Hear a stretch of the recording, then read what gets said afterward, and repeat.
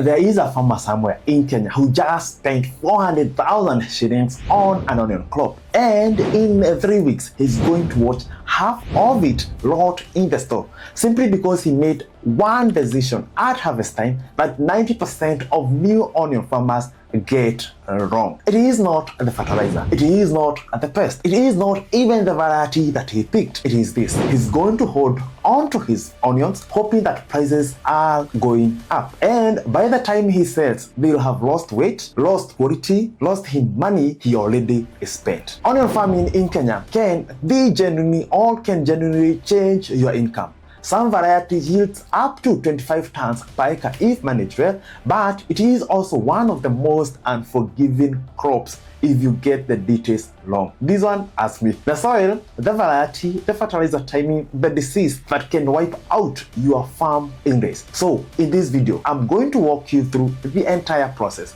from choosing the right variety all the way to harvesting and selling so you don't become that farmer. Welcome back to Farmers Kenya. If you are new here, my name is Kelvin Waidimo, an agricultural consultant. In the last 8 years, we've been helping farmers make money from their farming through provisions of solutions to their daily farming challenges. This is where we break down real, practical farming knowledge for Kenyan farmers.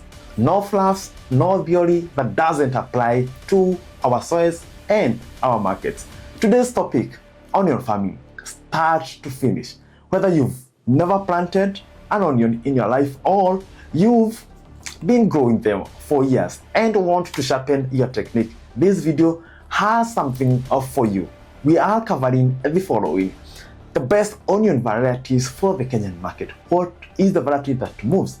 2. Soil, water, and the requirements for a good onion harvest. How to raise your onion seedlings and save money. The exact fertilizer schedule that gives you the best bulb sizes, the disease and the pests that can destroy onion farms and how to stop them. And finally, how to harvest and sell for the maximum profit. Before we start, drop a comment below. Have you grown onions before? And what variety did you use? I want to see what's working in different parts of the country. Let's compare the notes as we go. Alright, let's start with the foundation, because if you get this part wrong, nothing else matters at all.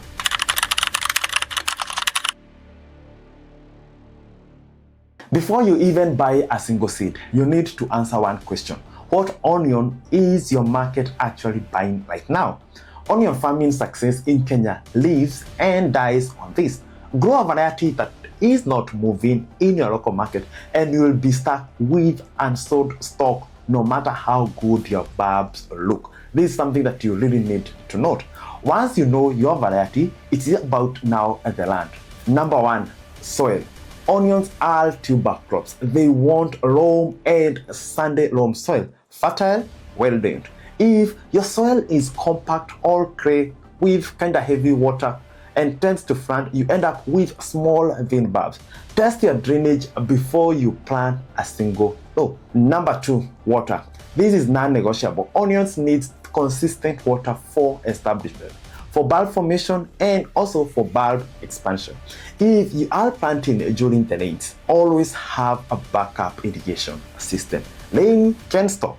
And on the flip side, never let your farm flood. One night of flooding can wipe out your entire investment, especially when the bulb onions are mature. Number 3, capital. I want to be honest with you here because too many farming videos skip this. Onions are heavy feeders. You will need fertilizer and you will need chemicals to manage diseases and pests. Budget for at least 350,000 to 400,000 per acre, depending on your variety and location. If you don't have that capital ready, onion farming will stress you halfway through the season. And a half-managed onion crop is often worse than, a no crop at all.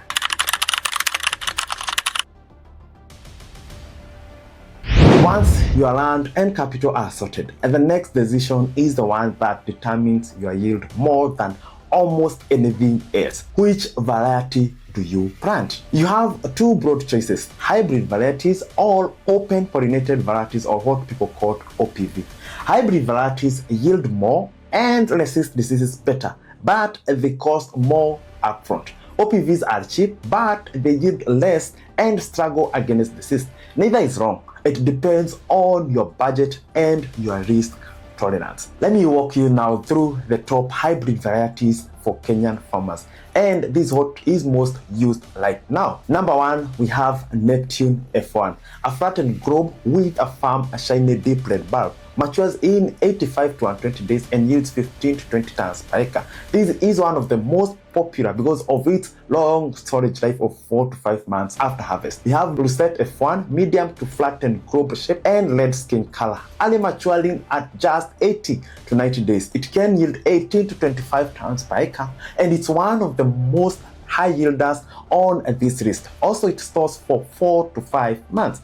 We have African Red F1, uniform deep red bulbs with excellent skin retention and matures in 90 to 120 days, yields 15 to 20 tons per acre, and has an excellent shelf life after harvest. We have Red Coach F1, flattened globe, dark red in color, medium to large bulbs in size, early maturing to at 80 to 90 days with a strong yield potential under good management. Storage is shorter though, about 3 months, so plan your selling window accordingly. Jumbo F1, this one is bulb for warm areas specifically. Matures fast in 85 to 90 days, producing uniform deep red bulbs. Yield is a bit lower at 10 to 15 tons per acre, but if you are farming in hot region, this is worth considering. Now, if hybrid seeds cost is barrier for you, the OPV options are Lead Creole, Bombi Lead, and Lead Pinoy. Lead Creole matures in about 110 days with medium-sized bulbs. Lead Pinoy matures early and also produces medium bulbs. They won't out-yield the hybrids, but they are a real entry point if capital is tight. Now, comment below and tell me, which variety are you currently growing or planning to grow this season? I wanna know.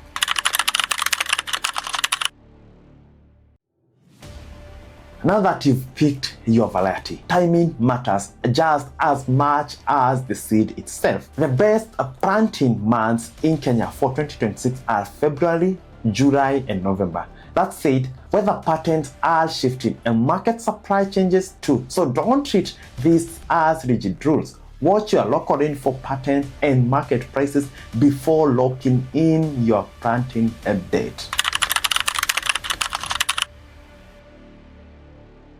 There is a decision that every onion farmer faces. Do you buy seedlings or raise your own? Buying is more expensive, but raising your own tends to save you money, and it's not complicated if you follow the process correctly. I'm about to give you a step-by-step delivery. Start with a raised seedbed about 1 meter wide and as long as you need. Plow it well and loosen the soil. It needs to be low and fertile, same as your main field. Drill a shallow furrow and sow your seeds sparingly. Don't overcrowd them. Cover with loose soil, then irrigate. Now, here's a tip that I'm gonna give you. A small trick that speeds up germination. Cover the bed with loose, dry grass or a shade net. Remove it on the third day. Your seedlings will take about 5 to 6 weeks to reach the transplant size, about the size of a pencil. Now, for a seedlet, plant for 1 kg per acre, though some farmers use 1.25 or 0.5 kilograms to be safe. Getting the seedlings right, it's halfway the job. How you transplant them determines whether that early investment pays off.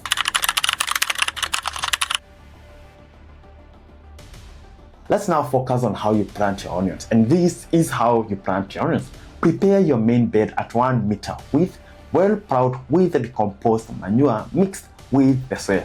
For spacing, give 15 centimeters by 10 centimeters, which is ideal. 10 centimeters by 8 centimeters also works if you are tighter on land. Remember, this trade-off is wider spacing gives you wider bulbs and smaller spacing gives you smaller bulbs. Choose based on what your market tends to pay for. So wider spacing, wider bulbs, smaller spacing, smaller bulbs. Here is an important step people skip. On the eve of transplanting, apply Ridomil Gold to prevent dumping of the seeds. Some farmers trim their seedling shoots before transplanting, though this is optional and may not be necessary. Do not apply DAP fertilizer at transplanting. I want to repeat that. Do not. Wait 7 days after transplanting, once the roots are developed enough to actually absorb the nutrients. Apply DAP too early and you tend to waste it.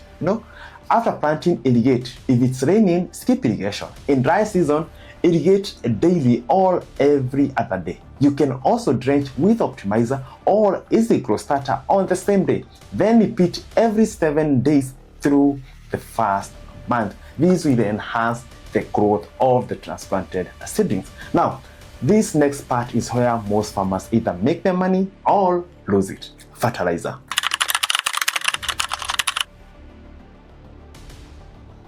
Farmers, and kindly pay attention to this.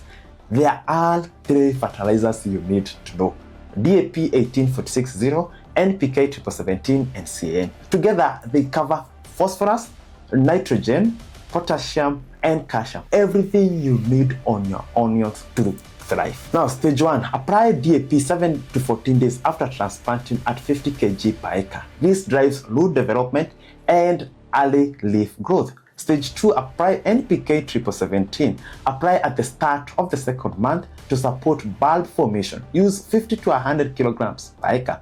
You can supplement with foliar feed like Wuxomacromix or the Maxi Grow vegetative foliar. The stage 3, apply CAN. This is the start of bulb expansion, which is your 3rd month. Apply 50 to 100 kilograms per acre. A tuber-based foliar can be used here to help in expansion of the bulb size. Now, there are 2 critical rules. Never let fertilizer touch the leaves or stem. It will scorch the plant. Always apply on wet soil or irrigate immediately after applying on dry soil. And in your final month, avoid high nitrogen fertilizers. Nitrogen late in the season slows bulb expansion and interferes with the curing. This is a mistake that costs farmers little yield every season. Now, if you are still with me at this point, you're clearly serious about doing this, right? And that's exactly who this channel is for. If you haven't already hit the subscribe, I'm putting out a step-by-step guides like this for the crops that actually make money for Kenyan farmers. And you really don't want to miss. You don't want to miss the next one.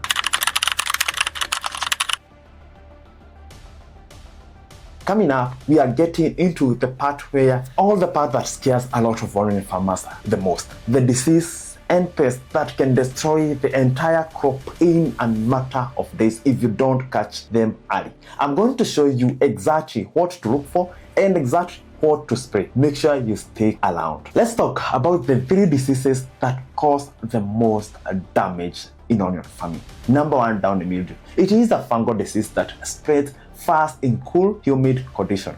You will see yellow patches on the leaves, leaf tips shrinking, turning pale brown, and they may eventually die. Prevent it by choosing tolerant varieties and applying mancozeb-based fungicide such as the Ridomil Gold or the Hetol 720 WP. The second one is purple brotch. It starts as small white spots on the leaves, which grow into larger purple brotches with a yellow to orange border.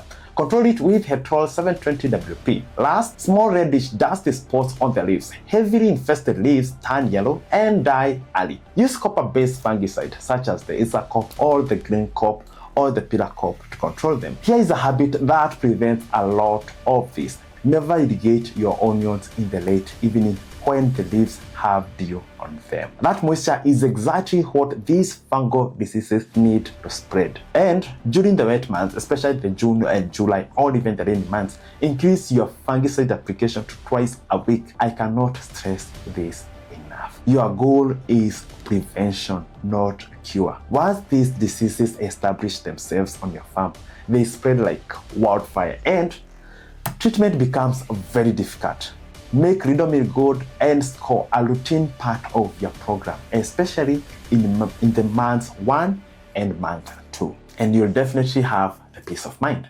The biggest pest threat you will face is thrips. They attack the plant mostly during the vegetative stage, right when the bulb formation is beginning, which makes this timing especially very dangerous. Adult thrips and their myths Feed on the base of the plant, inside the leaf sheets. Look for sunken silvery patches on the leaves. This will wither, dry out, and die. Control thrips with Emerald insecticide and don't wait until the damage is obvious. By then, you're already behind.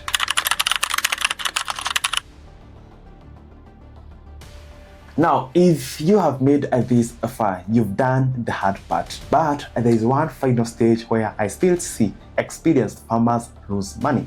Let's talk about harvesting. How do you harvest your bulb onions? Because most of which is lost after all this hard work, is lost during this stage of harvesting.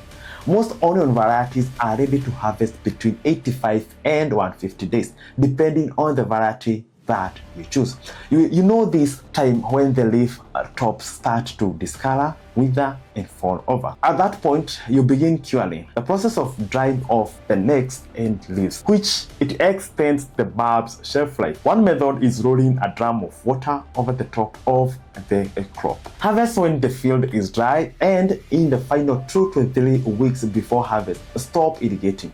This speeds up curing and prevents the regrowth of the bulbs. And now let's close the loop from the start of this video. Whatever storage life your variety offers, 3, 4 months or even 5 months, do not hold on your onions hoping the prices will rise. I've seen farmers lose their entire harvest, 10, 15, 20 tons, doing exactly that. Sell immediately after harvest, and if you can, sell for cash, no credit at all. That one decision, sell on harvest, is often the difference between profitable season or even profitable onion farming and a painful total loss of all your investment, over 350,000 lost in a single few weeks.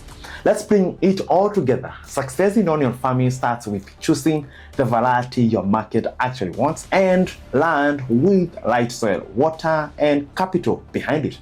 From there, it's about a discipline, raising strong seedling, transplanting correctly, and following a precise fertilizer schedule across the 3 growth stages. Also, make sure you protect your crops early against diseases and thrips before they take hold, because prevention is always cheaper than the cure. And finally, harvest, cure properly, and sell immediately. Do not gamble on the rising prices. Get those prices right, and onion farming can be one of the most profitable crops you can grow this year. I've seen most farmers make money out of this crop, but at the same time, I've seen a lot of farmers lose money from this crop. If this video has helped you, do 3 things for me. Hit the subscribe button. You get the next farming guide the moment it drops, like this video, so it reaches more Kenyan farmers who need it. And drop also a comment below telling me which section of this video was most useful for you. Was it the varieties, the fertilizers, the schedule, or even the disease control? And if you want to go